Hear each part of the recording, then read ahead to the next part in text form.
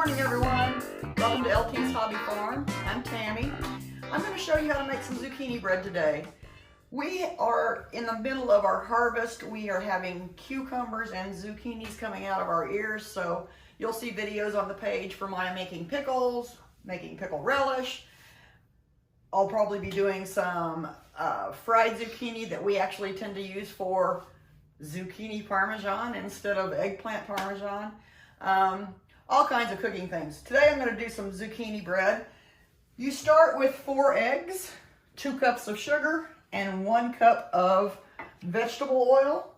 I have used both vegetable oil and canola oil, and both works. This happens to be canola oil because that's what my son bought. So, 4 eggs, 2 cups of sugar, 1 cup of oil. It goes in, and you basically whip it until it will change colors in about 2 minutes. And so in the meantime, while that's doing that, hopefully you can hear me over this blender. I'll tell you what the rest of the ingredients are. We've got 3½ cups of flour, 1 teaspoon of salt, 1 3/4 teaspoons of baking soda, 3/4 of a teaspoon of baking powder, and 1 teaspoon of cinnamon. And we'll stick those all in there. We also have 1 cup of chopped walnuts and 1 cup of 1 cup of golden raisins. Those will go in at the very end. And I'm just kind of mixing up this flour a little bit just so that I don't have all the spices in one spot. Although they're going in that mixer, so it's not going to make a whole lot of difference, but whatever. All right. While I'm over here, I'll get my vanilla because I know I'm going to need that as well. All right, Lanny, stick your head in here. You can see how that's changed color. It's lightened up, it's fluffy, it's ready to go. So I'm going to just turn this down a little bit.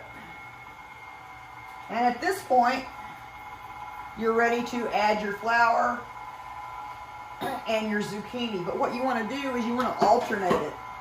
Because this need that cup. Because this zucchini is really wet, where of course the flour is not. And they will help each other to mix in. So what did you do with the zucchini? Did you shred it or something? Or? I just grated it on my box grater. And I only need 2 cups. I know I've got plenty here, so I will measure it out as I go. Put some of this flour in there. And 1 cup of zucchini.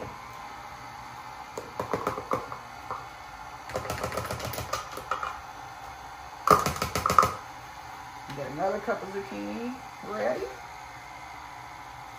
And that just almost was perfect as far as 2 cups. Pretty dang close. Does it matter if it's a little over or It doesn't really matter if it's a little over or a little under. That first cup was a little bit shy, so I'm going to stick this in there. I mean, I say it doesn't matter. It matters a degree. Baking is more of an exact science than just being a cook. You need to have a certain amount of leavener and salt and all that good stuff for it to work out. But the zucchini itself, whether you're a 1/4 cup on or off, isn't going to make any difference. It's going to be fine. All right. So the rest of my flour is in there. And the rest of my zucchini is in there.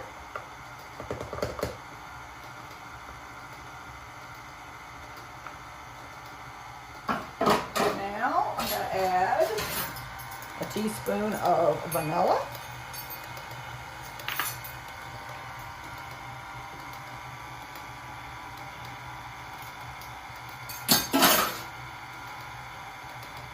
That's ready to go. And now my raisins and my walnuts. Now, just so I tell you the truth, I'm not adding walnuts because I didn't have any walnuts. I used chopped pecans. I did this the other day. It was absolutely wonderful. But I thought I would tell you what the actual recipe is, which calls for walnuts. You'll find as you cook, you'll quite often substitute this for that, and it works out fine. Sometimes it doesn't, you don't do that, but. So we're all mixed up. Turn this off. Get some of this goodness off of our paddle here. Yum. Get that off.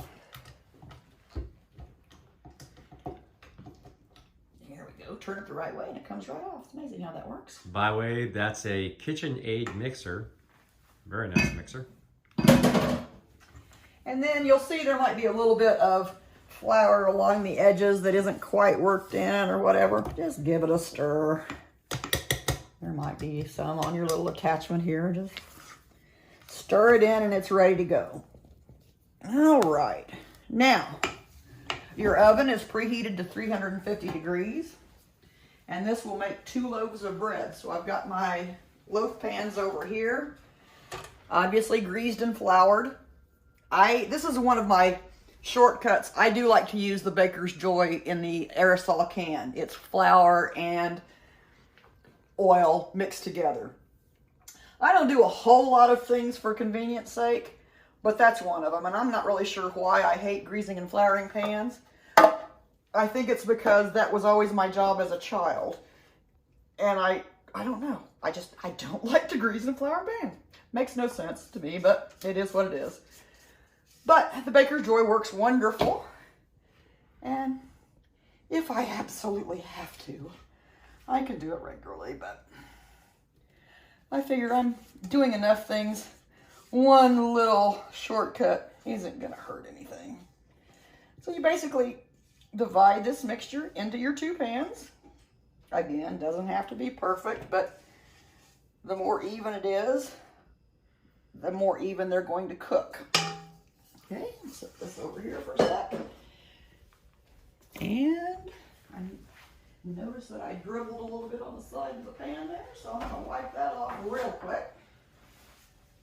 And stick them in the oven. I made it a point to get a close-up of that. You did. Well, you know, it just shows everything is not perfect. And I certainly am not, so. All right, so this just goes into our oven, 350 degrees. Give them some separation. I keep them on a medium or higher rack just because I don't want them to be crusty on the bottom. And then we set the timer 1 hour. When they're done, I will show you what to do next. Alrighty, my hour is up, my timer's gone off. So I will take these babies out. First, let's test it real quick. Like any other cake or bread. It just needs to come out clean, and it has. These come right out. You'll notice I use this baking rack for everything. So right now it's going to be my cooling rack, and this is going to sit for 10 minutes, and then we can take them out of the pans. Be back in a bit. Alrighty, our 10 minutes are up. So now we're just going to take these out of the pans, flip them back over and let them cool, and they're ready to go. Now, you can slice them. We tend to, since I make so many of these at one time, we tend to freeze them. I'll do a package in my food saver and vacuum it out so that there's no air in there. It'll last me for, in a usual package, it'll last 6 months. In my food saver, they'll last about a year because there's no water or no air in the package. I think that they actually freeze better whole versus slicing them first because they tend to dry out a little bit. But there's really nothing hard to it. It just takes a few minutes and some homegrown zucchinis. Thanks for tuning in to LT's Hobby Farm. I'm Tammy. L is Lanny. like our page if you enjoyed this video. Please feel free to subscribe as well, and we'll be back with more gardening and cooking videos.